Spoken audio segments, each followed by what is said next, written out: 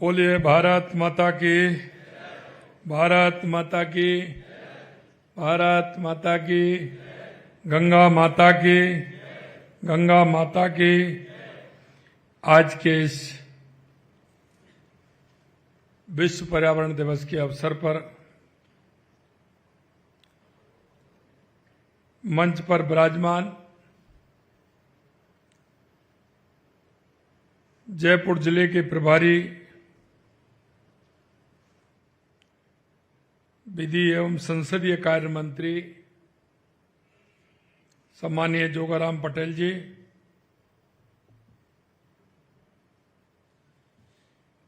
हमारे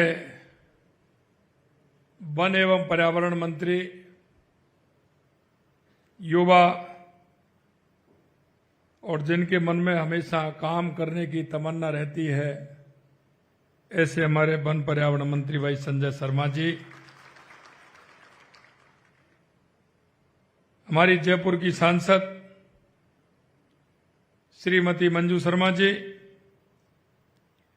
मुख्य सचिव सुधांशु पंत जी, अतिरिक्त मुख्य सचिव वन एवं पर्यावरण अपर्णा अरोड़ा जी, प्रधान मुख्य वन संरक्षक अरिजीत बनर्जी, हमारे जयपुर शहर की महापौर सौम्या गुर्जर जी, और आज इस कार्यक्रम में आए सभी मेरे पर्यावरण को संरक्षित करने वाले और पर्यावरण के बारे में सोचने वाले यहां विराजमान सभी मेरे भाई और बहनों, सबसे पहले तो मैं आप सभी का वंदन करता हूं, अभिनंदन करता हूं, क्योंकि आप एक ऐसे कार्यक्रम में आए हैं। ये वो कार्यक्रम है जिसको हमारे पूर्वज, हमारे सभी महापुरुष लगातार इसका संदेश देते आए हैं। मित्रों, बात तो बहुत छोटी होगी, आपके मन में विचार भी होगा, क्योंकि यह देश वो देश है जो इसने दुनिया को राह दिखाने का काम किया है। पर्यावरण के बारे में चाहे वो पश्चिम के लोग हों, चाहे और लोग हों, वो 10, 20, 25, 50 साल से इसके बारे में जानने लगे हैं और उनको आवश्यकता पड़ी है तो महसूस करने लगे हैं। लेकिन हमारे मुनियों ने, हमारे ऋषियों ने, हमारे पूर्वजों ने इसको पहले से ही सजोया है। और आप देखते हैं, हम छोटे से पेड़ को, वृक्ष को पूजनीय मानते हैं, मां का दर्जा देते हैं। हम हमारी नदियों को मां का दर्जा देते हैं, हम पहाड़ों को भी पूजते हैं, हम प्रकृति को संरक्षक करने वाले को भी हम पूजते हैं। क्योंकि आप देखते हैं कि मां गंगा केवल नदी नहीं है, मां गंगा भारतीय संस्कृति की आस्था और सभ्यता का जीवंत उदाहरण है। भारतीय संस्कृति में नदियों को माता का दर्जा दिया गया है, क्योंकि ये नदियां हमारी जीवन रेखा है। मां गंगा, मां यमुना, मां सरस्वती, मां नर्मदा, मां गोदावरी जैसी पवित्र नदियां न केवल हमारे खेतों को सींचती हैं, बल्कि हमारी आत्मा को भी पवित्र करती है। और इसलिए इस प्रकृति का संरक्षण करना हम सभी का दायित्व है। कभी कभी मैं कहता हूं कि हमारी प्रकृति में जो भी वन्य जीव हैं,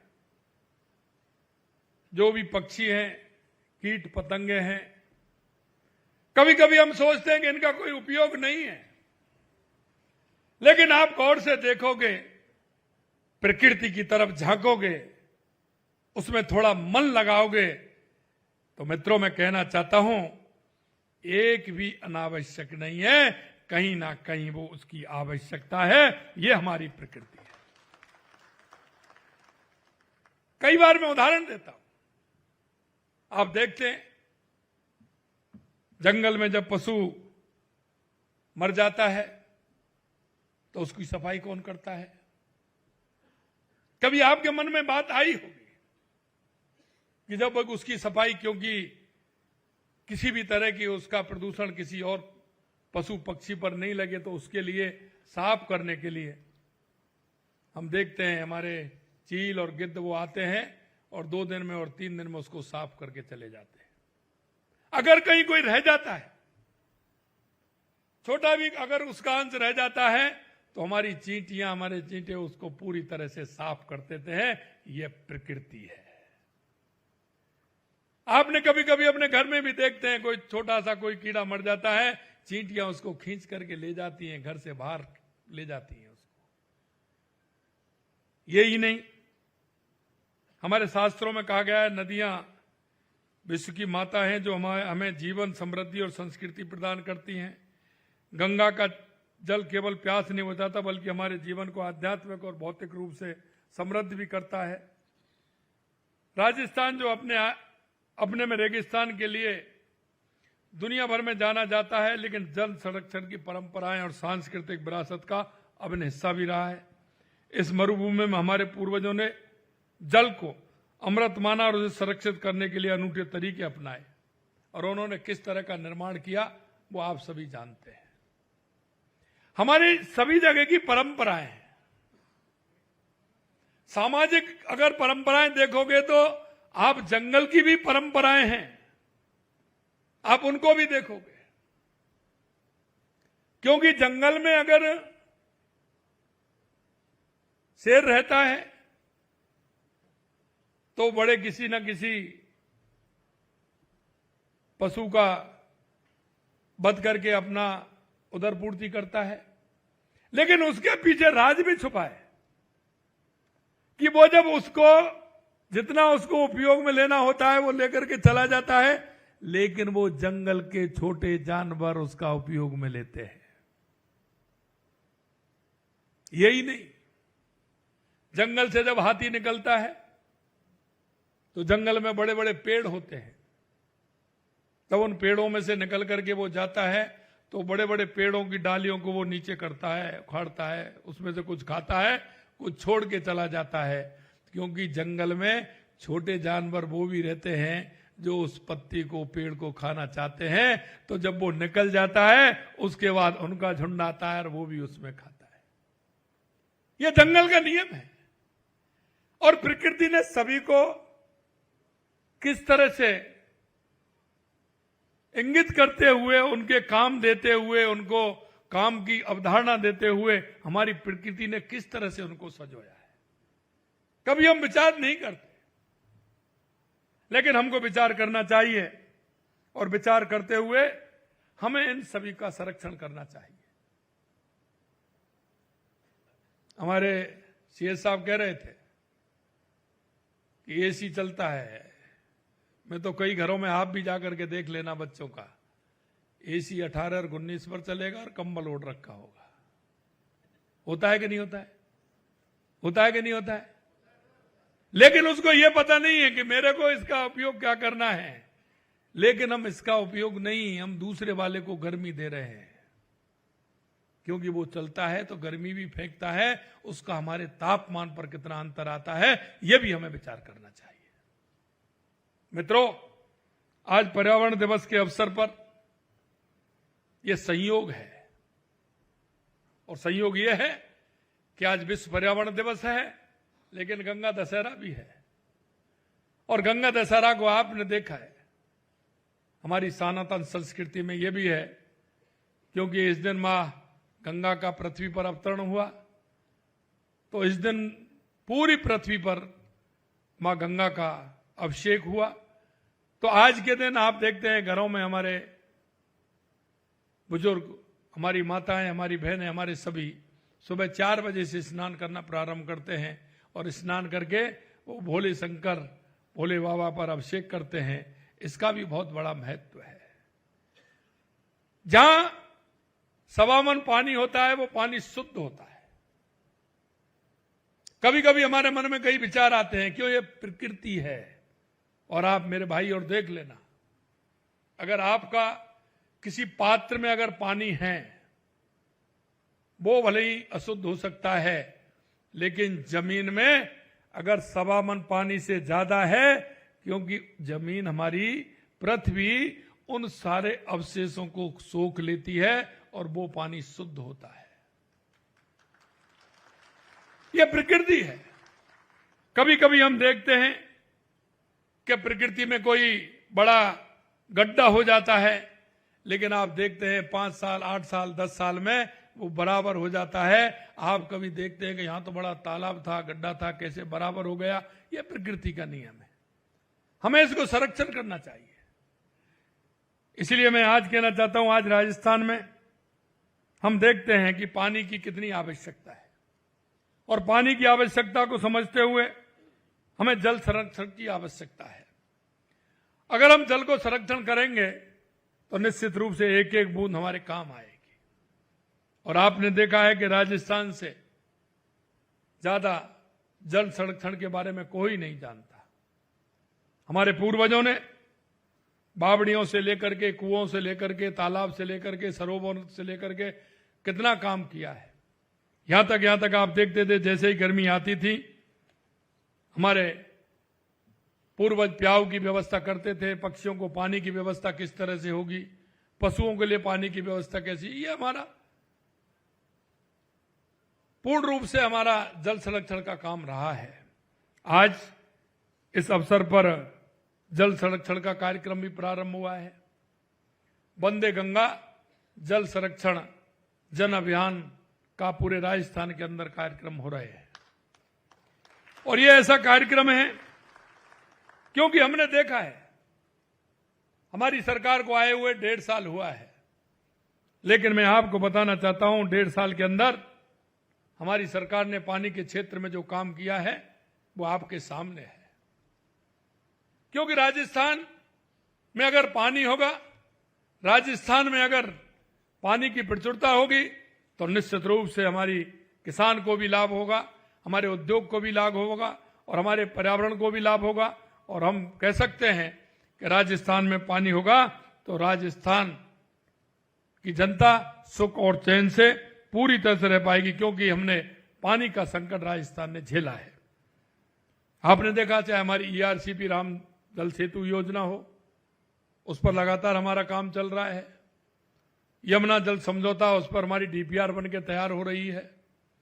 हमारी जो इंदिरा गांधी नहर, गंग नहर जो आती है, उसका संरक्षण का काम भी किया है। 4000 करोड़ रुपए के काम हमने उसमें दिए हैं, क्योंकि उसका पानी हमारा हनुमानगढ़ गंगानगर से लेकर के फलौदी, बीकानेर, जैसलमेर, बाड़मेर तक, जोधपुर, नागौर तक पानी जाता है।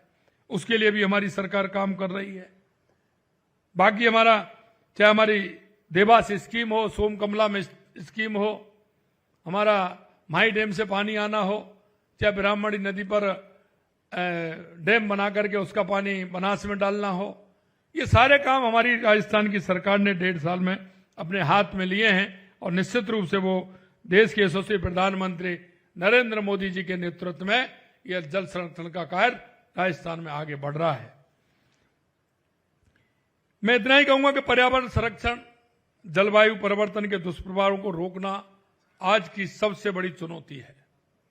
क्योंकि हम फायदा देखते हैं, फायदा ये देखते हैं कि घर से निकलेंगे स्कूटर लेकर के, गाड़ी लेकर के, तो हमको ये ध्यान नहीं है कि हम सामान लेने के लिए जा रहे हैं, सब्जी लेने के लिए जा रहे हैं, तो हम थैला नहीं ले जा रहे हैं, कुछ भी नहीं ले जा रहे हैं, और हम जाकर के दुकान पर पहुंच रहे हैं और हम प्लास्टिक की उस थैली में लेकर के आ रहे हैं। मित्रों, आप तो सामान लेकर के आ गए हैं, लेकिन उसका कितना दुष्परिणाम है, कभी हमने ये सोचा है क्या? यह हमें सोचना होगा। हर व्यक्ति को इसमें सोचना होगा और सोच करके आगे बढ़ना होगा। वायु प्रदूषण का क्या प्रभाव है? आज लोग कहते हैं कि मरीजों की संख्या बढ़ी है, उस क्षेत्र में हमें कितना काम करना है।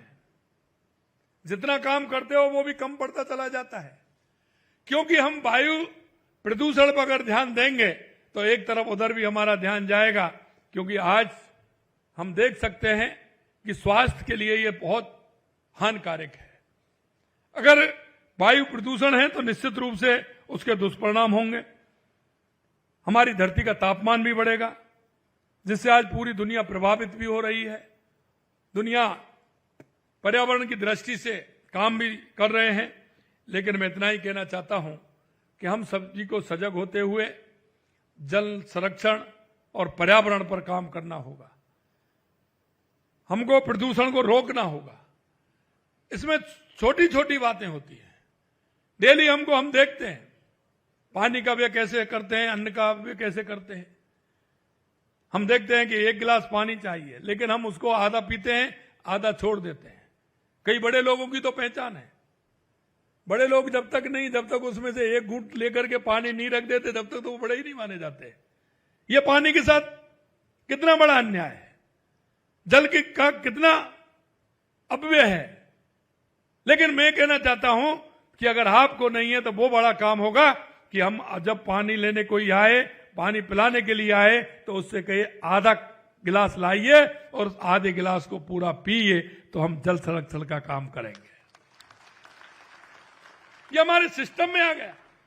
मैं कभी कभी देखता हूं पानी लेकर के आते हैं, पानी, अरे भाई प्यास नहीं है तो हम मना कर सकते हैं कि मेरे को आधा चाहिए, क्यों उसका व्यय करते हैं। दूसरा, आप देखते हैं शादी ब्याहों में आप जाते हैं, मैं उस संस्था को धन्यवाद देना चाहता हूं, मैं नाम स्लिप हो रहा है, वो संस्था इसके क्षेत्र में काम कर रही है। हम शादी ब्याह में जाते हैं, किसी कार्यक्रम में जाते हैं, जाते ही हम खाना खाते हैं, प्लेट लेते हैं और प्लेट को इतना भर लेते हैं, सामने वाला भी देख करके ताजुब होगा कि भाई इतना लेता है, क्या चक्कर है ये। देखता है कि नहीं देखता है, आप देखते हैं कि नहीं देखते सामने वाले को। लेकिन वो संस्था को मैं धन्यवाद देना चाहता हूं। उस संस्था ने उस शादी में, शादी वाला मना करता है, लोग कहेंगे मैंने निमंत्रण दिया और मैं ये लिख दूं कि जितना खाएं उतना लें, तो वो कहेगा साहब मेरी शादी में तो नहीं, किसी और की शादी में लिखवा देना। लेकिन मैं संस्था को धन्यवाद देता हूं, वो संस्था जाती है और सभी जगह लगती है और वो कहती है कि जितना खाएं प्लेट में उतना लें। और मेरे भाइयों बहनों, मैं यही कहना चाहता हूं आपसे, हम स्टार्ट करें।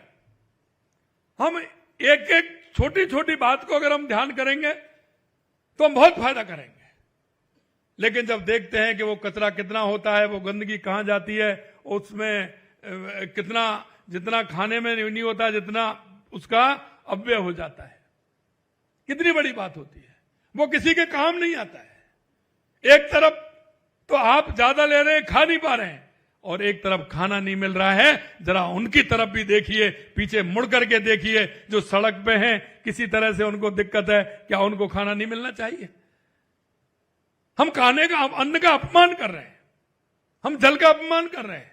और हमारे ऋषि मुनियों ने कहा है कि जल का अपमान नहीं करना चाहिए, खाने का अपमान नहीं करना चाहिए, अतिथि का अपमान नहीं करना चाहिए। ये हमारे संस्कारों में है, कौन सिखाएगा? लेकिन हम धीरे धीरे, हमारी पाश्चात्य संस्कृति का प्रभाव, और हम उसको भूलते जा रहे हैं। मैं आपसे इतना ही आग्रह करना चाहता हूं, आज पर्यावरण दिवस के अवसर पर इन सारी चीजों का मनन करिए। ऐसी बहुत सारी बातें, ये तो मैं आपको बता रहा हूं, ऐसी बहुत सारी बातें हैं।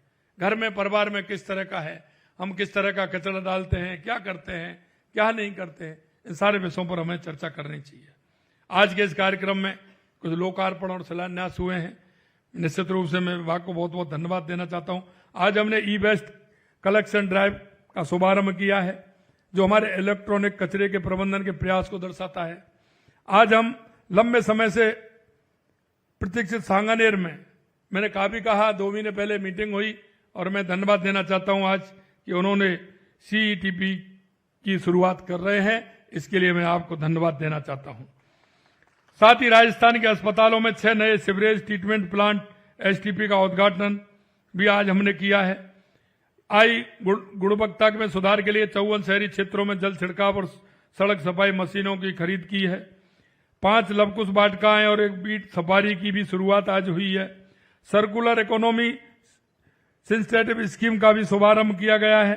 निश्चित रूप से इसका ठीक प्रकार से अगर सर्कुलर इकोनॉमी को हम करेंगे तो बहुत बड़ा काम होगा। आज क्या हो रहा है, एक बार सड़क बन गई, 2 बार सड़क बन गई, 3 बार सड़क बन गई, लेकिन आपने क्या किया? अगर उस सड़क को बनाते तो पहली सड़क को अगर उखाड़ करके बनाते तो आपका वो मटेरियल है वो भी काम में आ जाता। लेकिन अभी क्या कर रहे हैं, 3 बार बना दी, 4थी बार बना ले, मकान वाले परेशान है। जिनके सामने आप सड़क बना रहे हैं वो मकान वाले परेशान है। वो ये कह रहे हैं कि लगातार सड़क ऊपर होती जा रही है, मकान नीचे होता जा रहा है। आप एक समस्या का समाधान नहीं, एक समस्या पैदा कर रहे हैं। क्यों ना उस सड़क को उखाड़ करके हम बनाएं, उसी मटेरियल को रिसाइकिल करके हमें काम मिले। लेकिन उसको परेशानी हो रही है, उसका मकान नीचे जा रहा है, वो मकान में पैसा लगा रहा है। अब एक बार मंजिल लिया है, कितना बनाए भाई? 1 फुट 2 फुट कर देता है, लेकिन सड़क तो जब बनती है 6 इंची उठ जाती है। अगर वो 10 बार सड़क बन गई तो 5 फुट हो गया। यार भाई 5 फुट बना के कौन रखेगा इतना ऊपर? तो ये हमें सोचना चाहिए। इसमें हमारा भी, आप मान के चलते हैं आप तो सड़क बना गए, लेकिन जिनके सामने सड़क बनाई है वो हमारे लोग नहीं है क्या? अगर किसी के घर में उसका पैसा लगेगा, वो हमारा पैसा नहीं लगेगा क्या? तो इन सारी बातों को हमको समझना चाहिए। इसलिए हमें उसको काम में लेते हुए आगे किस तरह से हमें करना है, रिसाइकिलिंग के माध्यम से उसको उखाड़ करके उसका उपयोग लेना है। नहीं तो हमारे पहाड़ हैं, एक दिन सब बराबर हो जाएंगे। आखिरकार गिट्टी कहां से आती है, पत्थर कहां से आता है, रेता कहां से आता है? तो वो बराबर नहीं होगा क्या? कहां से लाएंगे हम कितना खाएंगे पहाड़ों को? खा रहे हैं ना हम देखते हैं एक बार में कितनी गाड़ियां चलती हैं, कितना ठीक है हम आगे प्रोग्रेस कर रहे हैं, हम बढ़ रहे हैं, लेकिन जितना हम रोक सकते हैं, जितना उसको हम रिसाइकिल के माध्यम से काम में ले सकते हैं, वो तो हमें लेना चाहिए। हमारी प्रकृति के साथ क्या छेड़छाड़ नहीं है ये? हमें इस छेड़छाड़ को कम करना चाहिए। आज लॉन्च किया गया ऑटो रिन्यूअल सिस्टम प्रशासनिक प्रक्रियाओं को सरल बनाएगा। मैनेजमेंट इंफॉर्मेशन सिस्टम 2.0 भी पर्यावरण प्रबंधन को और अधिक प्रभावी बनाएगा। आज पर्यावरण के संरक्षण के लिए एमिशन ट्रेडिंग स्कीम जलवायु परिवर्तन अनुकूल योजना 2030 की तैयारी और अलवर भिवाड़ी के लिए अर्ली मॉर्निंग सिस्टम की 3 महत्वपूर्ण एमओयू जारी किए गए हैं। ये सभी प्रयास पर्यावरण संरक्षण के प्रति हमारी सामूहिक जिम्मेदारी के प्रतीक है। हम मानते हैं हमें इसके लिए काम करना चाहिए और इनको आगे बढ़ाते हुए पर्यावरण को हमें ध्यान में रखना चाहिए। साथियों, में जैसा कह रहा था, आज हमने एक कार्यक्रम और प्रारंभ किया है। आज गंगा दशहरा और विश्व पर्यावरण दिवस के अद्भुत संयोग है। इस संयोग में यशस्वी प्रधानमंत्री जी की प्रेरणा से राजस्थान में वंदे गंगा जल संरक्षण जन अभियान, और जैसा मैंने बताया आपको, पानी के क्षेत्र में हमने काम किया है। पानी का जितना हम रोक सकते हैं, हमारे तालाब, सरोवर, पोखर, हमारी नदियां, हमारे डैम, हमारे बांध, जिनका संरक्षण हम कर सकते हैं, पानी को हम रोक सकते हैं। वो पानी बह करके नहीं जाए। पानी गांव से निकल करके एक छोटे नाले में जाता है, नाले से एक नहर में जाता है, उसके माध्यम से नदी में जाता है और नदी के माध्यम से वो सागर में पहुंच जाता है। अरे उस ऊपर वाले ने तो आपके उपयोग के लिए पानी दिया था। जितना आपका उपयोग कर सकते हैं उसका ज्यादा से ज्यादा हम उपयोग करें। आप कहते हैं कि पानी का उपयोग कैसे हो? अरे ऊपर वाला पानी का उपयोग कर रहा है। ठीक प्रकार से पिछली बार हमने किया, ईश्वर की कृपा हुई, हमारे जितने भी बांध थे राजस्थान में पूरे बांध भर गए, हमारा वाटर लेवल ऊंचा आ गया, किसान भी समृद्ध, हमारा किसान की फसल भी अच्छी हुई, तो हमारी इकोनॉमी में अंतर आया कि नहीं आया? मैं आपसे इतना ही कहना चाहता हूं कि हमें जल संरक्षण के काम में भी हमने हाथ बटाना चाहिए और हमारे परंपरागत जलाशयों को स्वरूप को पुनः बहाल करते हुए पर्यावरण एवं जल संरक्षण की जागरूकता को, गतिविधियों को हमें जोड़ना चाहिए। एक मैं और कहना चाहता हूं, जब पर्यावरण संरक्षण और जल संरक्षण की बात आती है तो आपके मन में भाव एक पैदा होता है कि करने वाले बहुत हैं, ये तो वो करेंगे, ये तो वो करेंगे। जल संरक्षण की बात आती है तो हाँ गांव में चलेगा, गांव वाले करेंगे, ये करेंगे, वो होगा, ऐसा होगा। मेरे भाई और बहनों, मैं एक बात आपसे कहना चाहता हूं, ये बात मन में से निकाल दीजिए। आप अपने मन में एक बात अगर हमेशा याद रखेंगे कि इस काम को मैं करूंगा, मुझे मेरे से स्टार्ट करना है, तो ये जन आंदोलन बन जाएगा और हमारे राजस्थान का संरक्षण हो जाएगा। आपको लगता है कि मैं तो शहर में रहता हूं, मेरा तो पानी आराम से टोंटी खोलता हूं, पानी निकल करके आ जाता है। ये पानी सबसे पहले टोंटी वालों का ही बंद होना है। मैं सही बता रहा हूं, जो मन में ये विचार कर रहे हैं, मन में ये कह रहे हैं, आगे आने वाली पीढ़ी के लिए, आने वाली हमारी जो पीढ़ी आएगी उसके लिए संरक्षण करने का काम हमें करना है। आज आपको मजाक लग रहा होगा, आज आप सोच रहे होंगे आज नहीं होगा, 10 साल 20 साल 50 साल 100 साल में क्या स्थिति होगी। हमारे इतिहासकारों ने भी लिखा है कि अगला अगर विश्व युद्ध होगा तो वो किसके लिए होगा। क्या हम इस पर विचार नहीं कर सकते? क्या मैं मेरे यहां नल आ रहा है, मैं उस नल का उपयोग कर रहा हूं, तो मेरे को नहीं लगता कि किसी जगह जाकर के मेरे को पानी का संरक्षण करना चाहिए? मेरे मन में यह भाव उत्पन्न नहीं हुआ जिससे कि आप जिधर जाएं उधर मां की ममता आपको सराहे, मां की ममता आपको दिखे। यह अभियान ऐसे ही नहीं है, प्रकृति का संरक्षण ऐसे ही नहीं है कि हम बातों से ही कर दें। प्रकृति के संरक्षण के लिए हम सबको आगे बढ़ना होगा, 4 कदम हमको चलना पड़ेगा जब इस प्रकृति का संरक्षण हमारा होगा।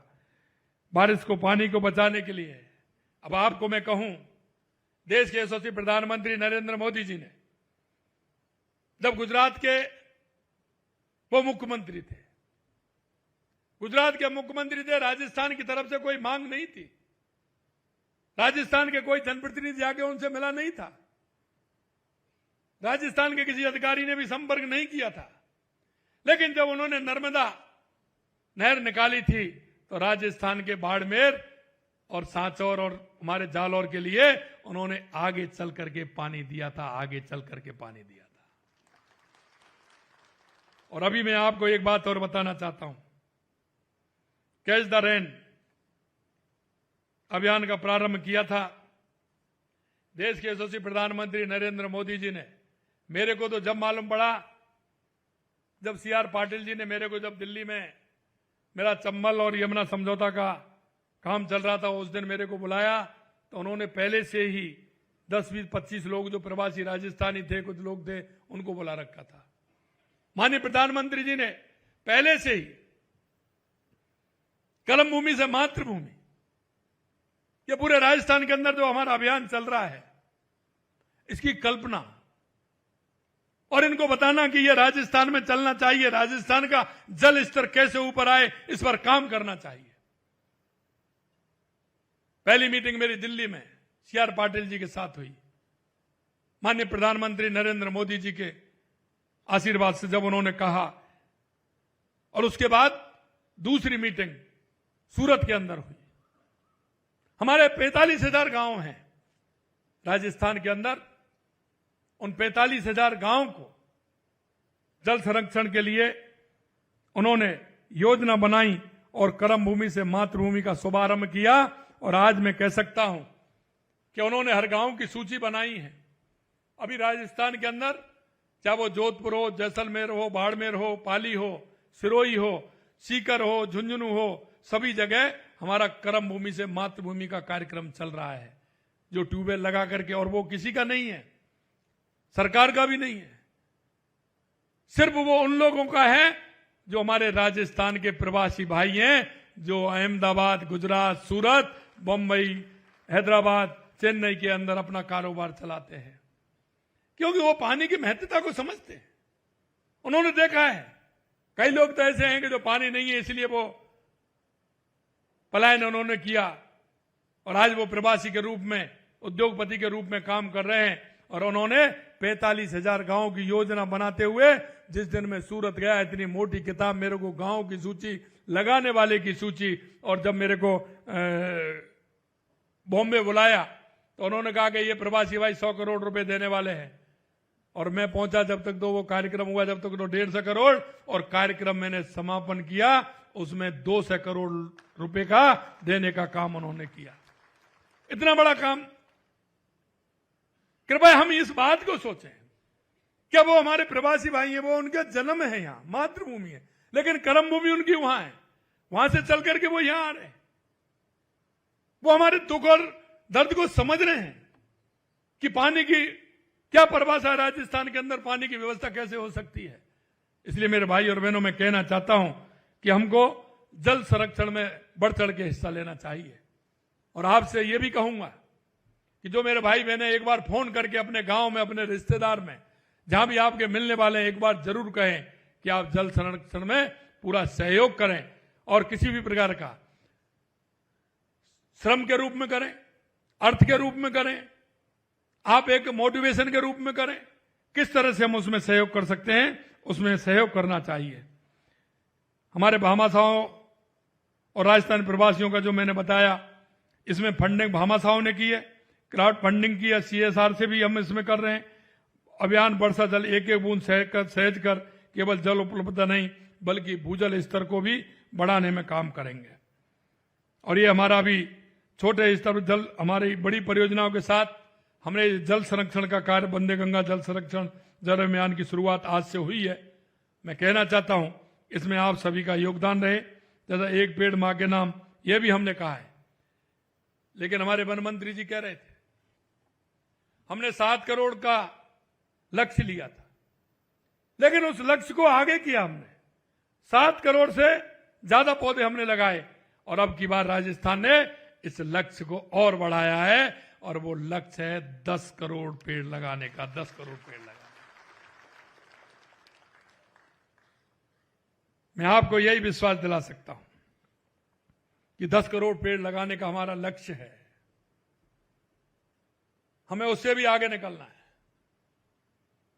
और मुझे विश्वास है कि हमारा पर्यावरण ठीक होगा तो आने वाले समय में राजस्थान के अंदर पानी की किसी भी प्रकार की कोई कमी नहीं रहेगी, यह मुझे विश्वास है। हरित राजस्थान की भावना का संकल्प हमने इस साल पहली बार प्रदेश में ग्रीन बजट पेश किया है, उसका भी हमने ध्यान रखा है।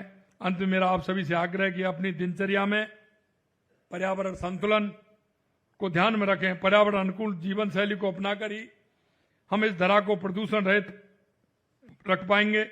आगामी पीढ़ियों को स्वच्छ हवा, स्वच्छ पानी, स्वच्छ धरा का उपहार दे पाएंगे। और ये हमको सजोना है, ये आप हम नहीं कर रहे हैं। अगर हम नहीं करेंगे तो हमको कोसा जाएगा। मैं आपसे कहना चाहता हूं, हमारे पूर्वजों ने कितना संघर्ष किया है, हजारों सालों संघर्ष किया, उनका जीवन संघर्ष में गया। संघर्ष किया, उसका लाभ उनको नहीं मिला, लेकिन उन्होंने ये कहा कि हमको लाभ नहीं मिले लेकिन हमारी आने वाली पीढ़ी को मिले, इसलिए उन्होंने संघर्ष किया। आज हम भी वही करेंगे कि आने वाली पीढ़ी को हमारा कैसा स्वच्छ हवा और स्वच्छ पानी मिले, स्वच्छ धरा मिले, इसके लिए हम काम कर रहे हैं। मैं अंत में इतना ही कहना चाहता हूं, आने वाले मानसून में एक वृक्ष अपने आसपास के क्षेत्रों में मां के नाम जहां भी जाएं एक वृक्ष लगाएं, ऐसा मेरा आपसे आग्रह है। हरा भरा राजस्थान रहने का हम प्रयास करेंगे। अंत में कुछ पंक्तियां हैं जो मैं कहना चाहूंगा। हर श्वास हो प्राकृतिक, हर श्वास हो प्राकृतिक, हर कदम हो हरित, हर कदम हो हरित अभियान, यही हो राजस्थान का संकल्प और यही हो नई पहचान।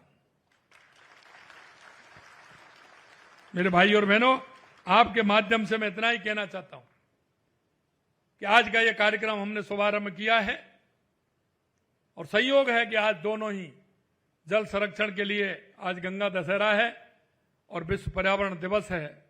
इस अवसर पर मैं समस्त राजस्थान वासियों से आह्वान करना चाहता हूं कि हमारे पर्यावरण का भी संरक्षण करें और जल का भी संरक्षण करते हुए हमारे और पास जो भी हमें काम दिखे उसमें अपना सहयोग करें, साथियों को सहयोग में लगाएं, एक संदेश भी दें। और आपसे आग्रह है कि इस कार्यक्रम के और पर्यावरण संरक्षण के लिए, जल संरक्षण के लिए अपना स्वयं का एक वीडियो अपलोड करें और उसको सोशल मीडिया पर डालें, जिससे आपके रिश्तेदार, आपके चाहने वाले, आपके पहचानने वाले आपको देखें तो उनको भी इस कार्यक्रम के लिए प्रेरित करें, ऐसा मेरा आप सभी से आग्रह है। आप सभी को बहुत बहुत धन्यवाद। जय हिंद, जय भारत, जय राजस्थान, जय गंगा मां।